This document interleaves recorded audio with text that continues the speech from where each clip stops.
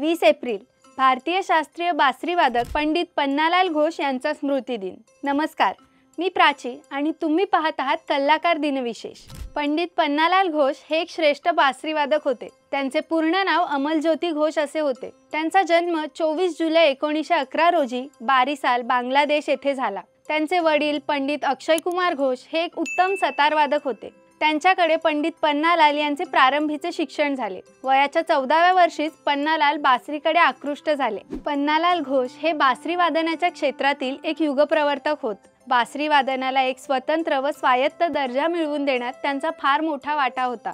ख्याल गायनातील आलापासारखे विलंबित संगीत विस्तार आणि सतार, सरोद इत्यादी तंतुवाद्यातील झाला यासारखे द्रुत वादन प्रकार या दोहोंना बासरी वादनात अंतर्भूत करून त्यांनी या वाद्याची सांगीतिक विकसन क्षमता विस्तृत केली। शास्त्रीय संगीत बासरीवर व्यवस्थित वाजवता यावे म्हणून घोषबाबूंनी खूप संशोधन करून मोठ्या व्यासाची, अधिक लांबीची व परिणामतः अधिक स्वर क्षेत्राची बांबूच्याच पण जाड व लांब बासरीचा आविष्कार केला। 7 छिद्रांची बासरी हाही त्यांचाच आविष्कार आहे। अर्ध, पाव इत्यादी स्वरांतरे आणि मिंड कामासारखे संगीतालंकार त्यांनी बासरी वादनातून यशस्वी करून दाखवले। घोषबाबूंनी दीपावली, जयंत, चंद्रमौली, नुपुरध्वनी हे नवीन राग संगीत क्षेत्रात दिले। संगीत दिग्दर्शक आणि रचनाकार म्हणूनही त्यांनी कीर्ती मिळवली। त्यांच्या इंतजार, बसंत या चित्रपटातील संगीत रचना व आशा, बागेश्री, ऋतुराज, कलिंग विजय, भैरवी, ज्योतिर्मय अमिताभ इत्यादी वाद्यवृंद रचना गाजल्या आहेत।